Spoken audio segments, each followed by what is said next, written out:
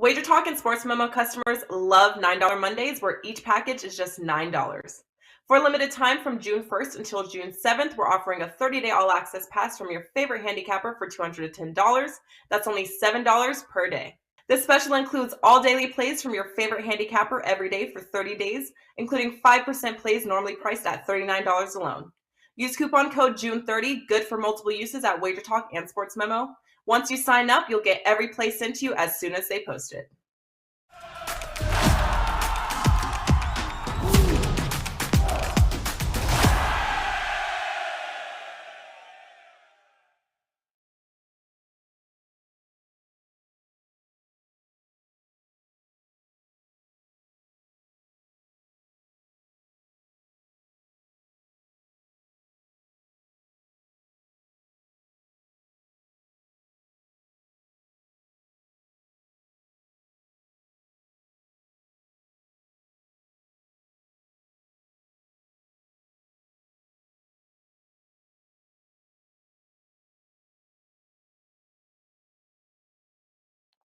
Sitting third at WagerTalk right now, so I'm never satisfied, but I'm okay, and I got some good stuff tonight.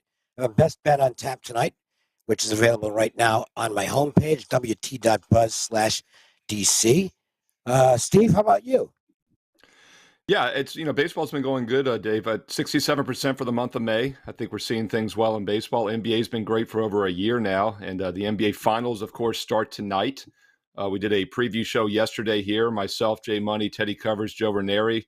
There'll be another NBA tip-off show at 4:15 Eastern today, and then we'll be back tomorrow on Friday. I'll be on tomorrow to recap Game 1, look at the weekend Game 2. So check out the NBA show, and if you'd like to get my NBA Finals for free, you can do so right now and get a huge discount on the baseball season. Normally, it'd be $8.94 to get the rest of the NBA Finals and baseball. It's just $4.99 for the rest of the baseball season through the World Series. I'm including the NBA Finals for free. No promo code needed.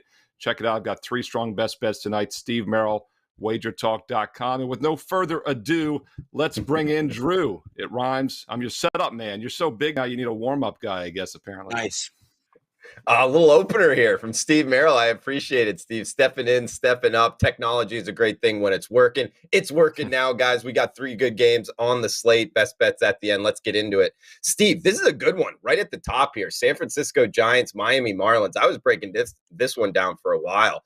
Talk about just, handicaps that there's a bunch of different ways to go here. We get Alex Wood coming from the left side up against Sandy Alcantara, minus 140 here for the Fish at home.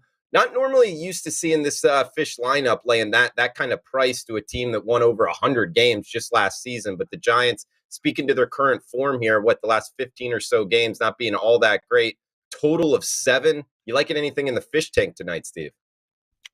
Well, we've talked about how, with baseball being so low score in the first month, we're getting more 6.5s than we maybe should have. But I think this is a game that we should have a 6.5, and we got a 7 under. And I like the value with the under 7 here. It's a very key number, of course, in baseball. And I think it's 7 or more. The under is the play here. Wood's numbers for the season, very mediocre at that 4.8 ERA. But I think the Marlins are going to struggle to hit him. In fact, if you look at the current lineup, they batted just about 133 against Wood in his career. So the current lineup is 6 for 45 against him in his career. So I do think Miami's going to struggle to hit here. And San Francisco will struggle as well. Alcantara, obviously, a 1.99 ERA. He's having a nice season. Giants' current lineup hitting just 220 against him. So not going to overthink this one. I think both offenses struggle tonight. Under 7 is the play for me. Okay, I like it, Steve. Good analysis there. Dave, coming to you next. Situationally, it's not a great spot for the Marlins. First game home off of a 3-city road trip, doubleheader in Mile High yesterday. However, they do have Alcantara on the hill. If you're looking for one guy to stop it, it could be him. What's your overall thoughts in South Florida tonight? Well, I don't disagree with Steve. I think this is a game that could be low scoring. Talk about Alex Wood a little bit, though. And if you look at the old school numbers, mainly ERA, well, that's not so good. But he is one of those guys, when you examine the analytics, xFIP, etc., better than the numbers would indicate. It's 3.11 xFIP on the season, and it's less than 3 on the road, which is pretty good. And the Marlins are not a great team at home against lefties. So I think the Marlins are going to have trouble scoring runs tonight. Alcantara's a heck of a pitcher, but I think I like the idea of taking the Giants at plus money here. This is a horrible scheduling spot for Miami. You mentioned it's awful long. First game off a long road trip, and it ended with a very long doubleheader yesterday in Colorado. And one other thing, the Marlins unfortunately look like they might be that team this year. We get one of these every year. A team that, if you look at their runs scored and runs against, they should have a good record. They're outscoring their opponents by a pretty good margin. And yet, they keep losing one close game after another. They did it again yesterday. Complete blowout in the first game. Managed to lose the second game on a walk-off in extra innings. I think the Giants pulled this one out. I do agree it's probably a low-scoring game. Might be a 3-2 type of game. I'll take the Giants at plus money. All right, looking towards the G-Men as the underdog. Guys, we will revisit this in best bets here, the Giants and the Marlins, but we got 2 games left. Heading to the Padres and the Brewers up next, Dave. We're seeing Manaea on the hill for the Pods coming from the left side versus Adrian Hauser going for the Brew Crew. 8.5 as the total. Seeing a pick 'em price, depending where you're shopping, you can get a plus 100 on either side, but pretty much a pick 'em. We can call it Pods, Brew Crew. You liking anything here, Dave? No, I'm getting to the point where if Adrian Hauser's pitching, I'm probably just going to stay away from the game because I can't figure the guy out. If I think he's going to suck, he goes out and pitches a great game. If I think, oh, this is a good spot to bet Hauser, he gives up 4 runs in the first couple innings, and they lose. Padres are not hitting the ball right now, so while I think maybe there's an edge for Manaea, that San Diego offense, it just isn't good right now. Last week or so, they've really struggled. So Milwaukee offensive edge, I don't know on the mound. No thanks. I like the game. First game we talked about, I'm going to bet that. I'm not even close to coming up with a wager on this game. It's all yours, Steve. Steve, take it away, man. Yeah, not a game I'll be using tonight either. I mean, as Dave said, San Diego not in good current form. They've lost 4 out of 5, and they've now lost, I believe, 6 out of their last 8. And what's interesting that they've put up some hits in a few of those games. They've had double-digit hits twice, but they've really been cold in the other ones. And I'm not sure they're going to get hot here in Milwaukee, who's a pretty good team. San Diego's a team I think that's due for a little bit of a correction after a strong start. And now that they're on this extended road trip, it looks like maybe it's coming.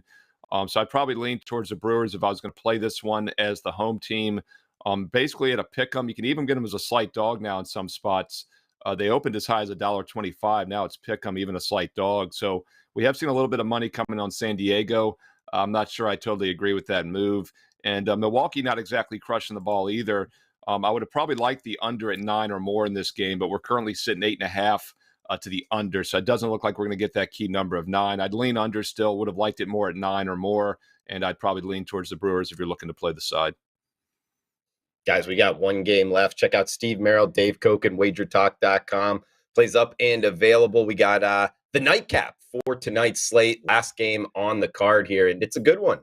Talking NL matchup, the New York Mets versus the LA Dodgers. We get Walker versus Gonsolin. Steve, starting with you first here, we get 8.5 as the total, minus 160 to as high as minus 170. That's the LA Dodgers at home. Of course, run line always available here. What are you liking, right, Steve? Yeah, exactly. You know, I look at the Dodgers, Drew. It's been like this for several years since we've been doing these shows, and it continues to work. You either play the Dodgers minus 1.5 to win by 2 or more, or you play the other team outright at a nice plus money price. So the question is, are we going to play the Dodgers to win by 2 or more, or the Mets going to win outright? Well, you know, based on current form, I think you're probably safer playing the Mets outright at the plus money line here. This is a team that's won 6 straight games. They've now won 10 of their last 13 straight up. The Dodgers, meanwhile, have lost 3 in a row, and those were not good losses. Man, this angle just continues to work. You know, going against Pittsburgh, you're thinking, well, they're going to win those by 2 or more, right? They were a $3 favorite in 2 of the 3 games, $2.50 in the other one. They lost all 3 outright. So it's just amazing how the Dodgers just win by margin or they lose outright. 3 straight losses to the Pirates is not the buy sign for me. I think the Mets definitely qualify as a live dog here. In fact, after this weekend debacle against Pittsburgh, the Mets are now a game ahead of the Dodgers. They're tied in the loss. They're 2 games ahead in the win column, 35-17. And by the way, 50 games in here, the Dodgers have won by exactly 1 run 4 times out of 50 games. So that angle has worked 46 out of 50 times. If you're going to play the Dodgers, lay the 1.5, but I'd rather have the Mets plus money here at a decent underdog price. Currently, mid-afternoon here, we're seeing them at plus 155 in a lot of locations. Yeah, risk 100 to win 155 here on the Metropolitans, Dave. And I'll tell you, they got 34 wins. That's the most in MLB here. They're 16-9 on the road. What are you thinking tonight, Dave? The Mets are real good, and they can crush the ball, and they've got great chemistry. It's a tough game because Gonsolin, some of his numbers are really good, including the fact that nobody's making solid contact against him. His barrel rate's really low, and his hard hit rate's in the 20s, which is spectacular. So he's throwing the ball well, but he's facing a lineup that is just raking. The Dodgers, I think, can hit Taijuan Walker. It's not going to make my card, but I think I'm going to trust the offenses in this game and look for an entertaining game that gets over the total. But again, it's not going to make my card. The one game that we talked about that is going to make my card, I'm just going to transition into my best bet here. That is going to be the Giants. I did make a play on them tonight. I have another play that I'm making that's on my Twitter page right now, at Dave Koken. So you're getting 2 of my selections free tonight. And I do have a best bet tonight, which I think is a very good play. And if you'd like to get that, just go to my homepage, wt.buzz/DC, and buy the best bet on the board tonight. The other 2 selections free. Let's have a great night. And now I'll turn it back to you, Drew. All right, good stuff, Dave. And Steve, we've had a really quick show, quick to the point. It's always a good time. I did want to ask your opinion here on the NL East, Steve. We get the New York Mets 34-17, 10.5 games above the Braves, who are 23-27, 4 games under 500. I mean, you think they're going to get out enough here to just kind of run away with this, and this is the Mets division? Or do you think one of these other NL East teams can kind of reel them in here in the second half of the year? Well, I think it's interesting because one game we didn't talk about is Atlanta, Colorado, and you wonder if the Braves are going to wake up maybe against a beatable Colorado team here the next few nights in this 4-game series actually in Colorado heading into the weekend. And the reason I say that is because everyone's writing the Braves off, right? The defending World Series champs, but this is exactly where they were last year.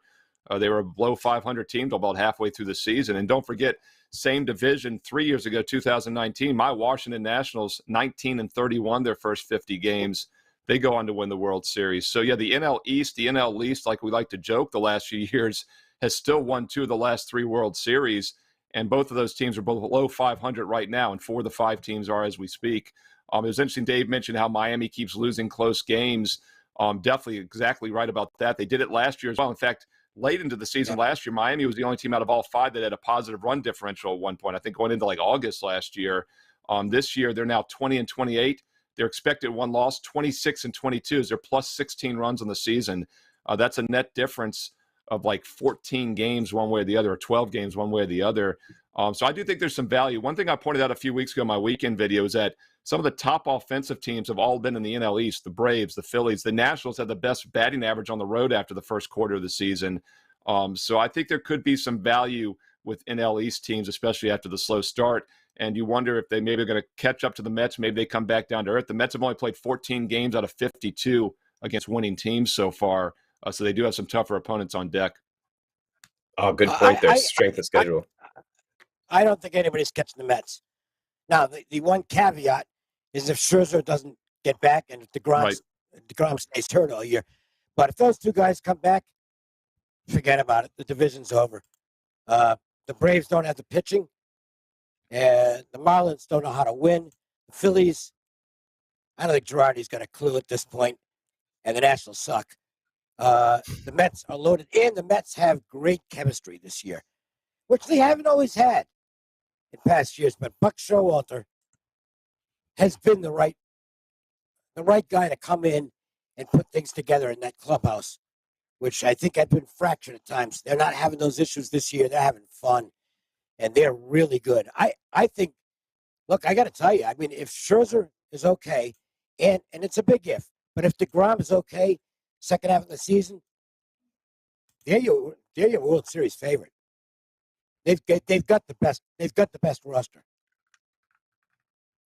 Yeah, and being able to get into the playoffs with that pitching rotation being healthy, I think you're onto something there, Dave. Well, I mean, it's not rocket science. You've got two big time number one starters, and then you got Bassett, who's completely overlooked and is, at least in my opinion, a number two starter.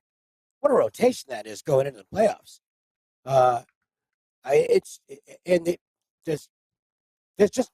There's no holes in the team to speak of. I suppose you can look at the bench and say, well, maybe the bullpen.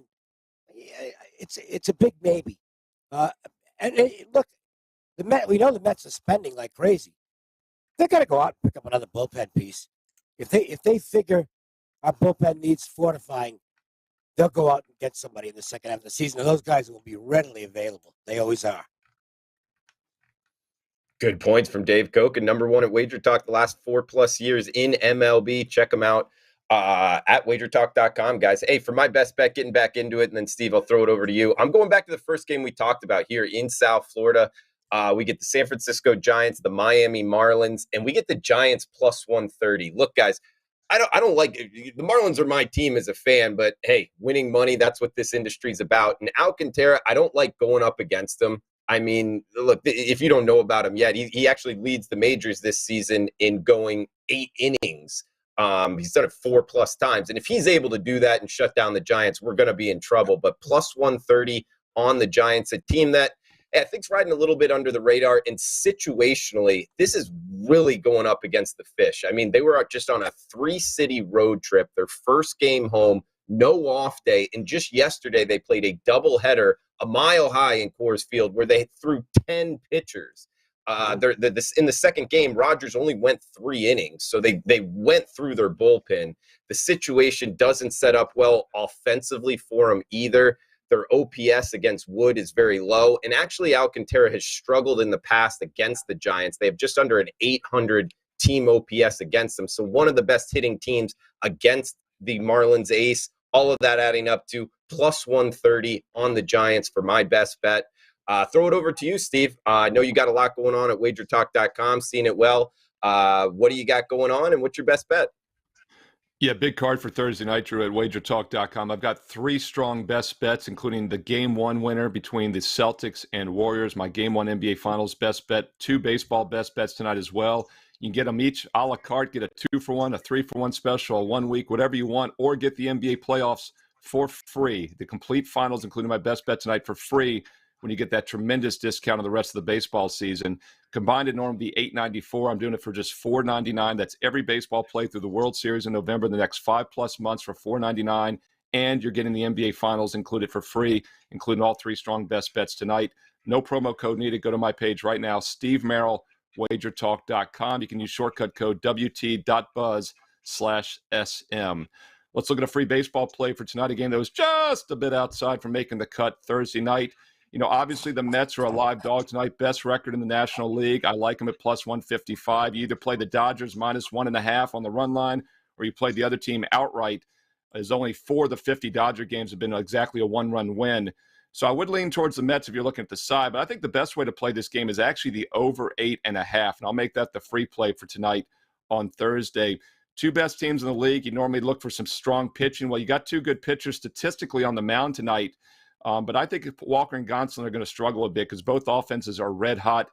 Mets are just crushing the ball. They've put up 5 runs or more in each of their past 6 wins, 6 straight wins entering this game. They've had 8 runs or more in 4 of those 6 games, including 28 runs the last 3 games against the Nationals at home. Dodgers, meanwhile, off that bad 0-3 sweep at home against the Pirates. That's why I would not want to be laying the 1.5 with them tonight. But their offense was okay, actually. They had 10 hits and 12 hits in 2 of those 3 losses. So both teams are hitting the ball well. I think both pitchers aren't quite as good as their overall seasonal numbers. And we get a nice total at 8.5. 9 is a very key number. So we'll look at Mets, Dodgers over 8.5 minus 120. And if you're going to play the side, I would lean towards the Mets plus the 155 as well as the red hot dog. Once again, 3 strong best bets tonight, basketball and baseball. Steve Merrill, WagerTalk.com. Like in the over late night for Steve Merrill. Check out his best bets, WagerTalk.com. Mets, Dodgers over 8.5 minus 120. Just heard it there. Giants plus 130 for Dave and myself, lining up on the G-Men in South Florida. For Dave Koch and Steve Merrill, I am Drew Martin. Check out WagerTalk.com. Best plays up and available. Please smash that like button if you're liking the content, and feel free to reply below what you're betting tonight. Any questions, we'll answer them on the show. So, guys, thanks for tuning in. Best of luck. We'll be back tomorrow. Come back and join us. WagerTalk and Sports Memo customers love $9 Mondays, where each package is just $9. For a limited time from June 1st until June 7th, we're offering a 30-day all-access pass from your favorite handicapper for $210. That's only $7 per day. This special includes all daily plays from your favorite handicapper every day for 30 days, including 5% plays normally priced at $39 alone. Use coupon code June30, good for multiple uses at WagerTalk and Sports Memo. Once you sign up, you'll get every play sent to you as soon as they post it.